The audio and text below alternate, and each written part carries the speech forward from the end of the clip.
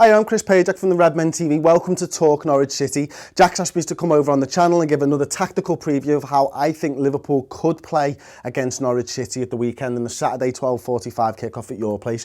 So I've got to put up the side here already on the board. Is the side that I think Jurgen Klopp will field for Liverpool. Now, we've got Simon Mignolet in goal, Nathaniel Klein, Kolo Touré at the back with Mamadou Sakho and Alberto Moreno rounding off the back four. We've got Jordan Henderson, Lucas Leiva and Emre Can as the three midfielders. James Milner, Roberto Firmino and Adam Lallana. Now there's a few things here really I suppose that are really quite interesting is that Kolo Touré and Mamadou Sakho, much have been made of the injury problems that Liverpool have at the minute. Normally, what you would normally see there is something like, without injuries, Martin Skrtel being partnered with maybe Mamadou Sakho or even Dejan Lovren, who has had a tough start to his Liverpool career, in fairness to him. But under Jurgen Klopp, before he got injured, he was probably our best defender, definitely our best centre-back, I think. Mamadou Sakho's just come back off an injury, but he's looking to get into a little bit of form. And Kolo Touré, in fairness to him, he stepped up. Look, he might be old, he might be well past his prime, and he is, in fairness, but he does a very good job of looking like a very good defender at times. He seems to have put those ridiculous defensive errors from last season behind him now. And at the moment, he's not done anything wrong in this Liverpool side. So as a back four, it's not the best back four. We've obviously conceded a lot of goals this season. We've conceded 28 goals. But the biggest problem for Liverpool so far this season is conceding from set pieces. We've actually conceded 9 goals from set pieces, 7 of which have come from corners this season. And the problem for that is partially down to the fact that we're just a really small side. Paul Tompkins did an incredible article in the Tompkins Times. He's a Liverpool journalist, if you will. And he's very much into his stats and all that type of stuff. And what he's realised is that when Liverpool play sides who are more than 3 centimetres average bigger than them, and this is a lot of sides, we're actually only averaging 0.8 points per game, right? And when we play a side that is the same height, average height as us, or lower, right, we're averaging 2.7 points per game. And this is a really interesting thing. And the problem with Liverpool's side, when you look at it like this, is that Nathaniel Klein's a short arse, absolutely tiny. Alberto Moreno's exactly the same. Now, I'm not even talking about set pieces here. I'm talking about, crosses coming into the box. And let's say, for example, Klein doesn't stop the crossing from the right-hand side. Alberto Moreno's an easy target to pick on at the back post. Now, the centre-backs haven't been playing very long together because of the constant injury problems and stuff. So this is somewhere that I think Norwich will be able to get at Liverpool. The other thing is that both Nathaniel Klein and Alberto Moreno really like to actually bomb forwards. I'm going to just quickly throw on what has tended to be our average positions during football matches at the minute. And it's something a little bit like this. You've got to imagine that it's actually the full length of the pitch, and these are shifted a lot higher. But Kolo Touré slightly deeper than Mamadou Sakho, Lucas Leiva nearly level with the centre-backs. And what you see is Nathaniel Klein and Alberto Moreno is probably a little bit further forward, is normally higher than the 3 midfielders. And Nathaniel Klein's at least on a par with these midfielders. And what that means for you guys is that there's so much space in and behind these fullbacks. Now, the one thing that they've got going for them, and they're good fullbacks, I'm not saying that they're bad fullbacks, they're really, really pacey and they love to get in on attacks and stuff. Alberto Moreno, for a left-back, has actually created more chances than anybody this season for Liverpool Football Club. He's created 42 chances, which is just incredible when you think of the likes of Phil Coutinho, who's been on our side for large portions of the year. Roberto Firmino, we bought for £29 million, hasn't created anywhere near as many chances. And, the midfielders as well. It's the left-back, Alberto Moreno. But what it does mean is that there's a lot of space in behind, as I've said, and weaknesses that you guys can probably exploit a little bit, to be honest with you. As far as the midfield goes, what we've tended to do in the last couple of games, obviously one of them was a 1-0 defeat to bitter rivals Manchester United, is Adam Lallana's tending to stay quite close to Roberto Firmino and almost feed off him.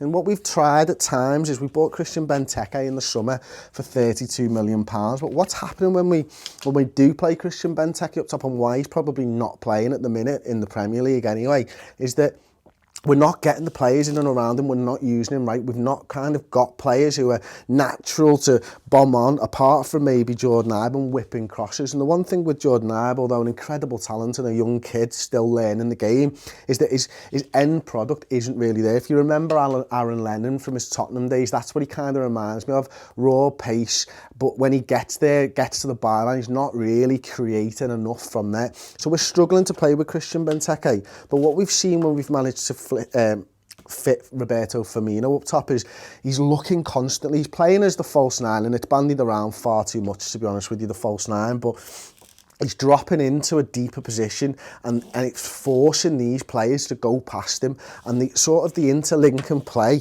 between Roberto Firmino, Adam Lallana, and at times James Milner, Jordan Henderson, Emre Can has been absolutely scintillating to watch over the last few weeks. You know, we're still not scoring enough goals, we're not getting into the box, you know, we're still having 44% of our shots from outside the box, and only 41% of our shots in the 18 area, the rest is in the 6-yard box, so it's broken down a little bit differently there for you. But look, as a Liverpool team as a whole, you know, we've started to look a little bit better going forwards. We are creating absolutely tons of chances, and you know, we're only converting around about, I think it's 10.9% of our shots into goals, which is just, it's 19th in the Premier League at the minute, and it's just nowhere near good enough. But the fact is that we are still creating these chances. I think if we found a striker maybe in January transfer window in the summer, then you could see that conversion rate really go through the roof. One of the players that I wanted to talk about is Danny Ings, actually. I mean, he's a player that's actually got the highest shot accuracy for Liverpool at 71% shooting accuracy, which is way above the rest of our strikers and midfielders. But he's been out injured, and you know, another player that we're massively missing at the moment is Daniel Sturridge. I mean, we're a different side with Sturridge in the side. He's only started 5 games this season and scored 2 goals. So look, compared to everybody else in our squad, that's incredible. Christian Benteke scored 6 Premier League goals, I think it is. James Milner's, I think, got 3, one of them being a penalty. Coutinho, I think, has got 5 Premier League goals. We're obviously missing him at the moment with another hamstring injury. So what I sort of wanted to do is sort of bring up what I think the Liverpool side could and should be moving forwards. So I think that actually, you know, the back 4 looks a little bit better for having Dejan Lovren in there. I probably wouldn't play Martin Skrtel at the minute, not the form that Lovren was in before he got injured anyway. I think Lucas Leiva, for me, as a defensive midfielder, I think he's brilliant. He picks up a few yellow cards and stuff, but he's got a lot more to his game than perhaps other people think. And, you know, we're divided as Liverpool fans on Lucas Leiva this year, but for me, Lucas Leiva would go in there. And then I think it's really tough on them, because actually Daniel Sturridge, Roberto Firmino, we just look a lot more exciting with Roberto Firmino, Phil Coutinho and Daniel Sturridge up top there. So that would be one iteration that I would do if Liverpool, you know, had all their players fit. Another interesting one is that could feature in the game against Norwich is Stephen Corker. Obviously, a product of the Tottenham youth system, the youth academy there. He's been around a little bit now. We've got him in on loan from QPR, but his loan was finished at Southampton prior to that, so that we could sign him in. So you could see Stephen Corker finish, and I think one of the reasons I mentioned it before about us being a really short side is that Stephen Corker's like 6'3". So the players that Klopp has signed, we signed another guy who's on loan back out at Red Star Belgrade now, sort of 6'2" again. The players that Klopp seems to want to sign for Liverpool is these taller players, and it's quite obvious really why, because, you know, you look at corners as an example. I mentioned it earlier on in the video that we're conceding we've conceded 7, that's far too many to concede straight from corners and stuff, but short arse, considered short for a centre-back, although I don't think he's actually short. I think he's 5'11", something like that, maybe 6 foot, but that is short for a centre-half in the Premier League nowadays. Short, quite tall, short, and then you've got Christian Benteke, who's not starting and stuff as well, so it's quite interesting that we've tended to sign the taller player now. I'm just going to put the side up there. So from an attacking sense, how will Liverpool get at Norwich City? Well, I think, as I've said earlier on in the video, Lallana will be playing close to Roberto Firmino, looking for little interlinking passes, maybe for someone like Emre Can to stride on with the ball.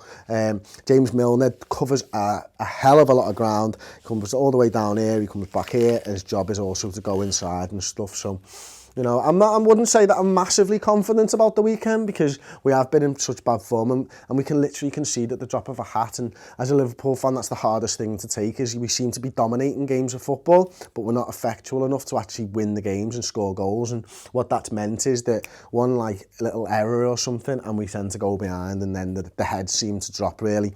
It's something that I've got trust in Jurgen Klopp that he'll get it right. I've got trust in a lot of these players, but not all of them. There you go, then that's sort of a little breakdown of the Liverpool squad, I suppose, as it is now ahead of Norwich, as it maybe I want it to be, where our defensive weaknesses are and where our sort of attacking intent may be. Don't forget to give the video a big like, and if you haven't already, subscribe to Talk Norwich City. Excellent fan channel. Jack, thank you very much for having me on the show again prior to this game, and hopefully this time it will be better than just a little draw. Anyway, Chris Pajak for the Redmen TV, signing off.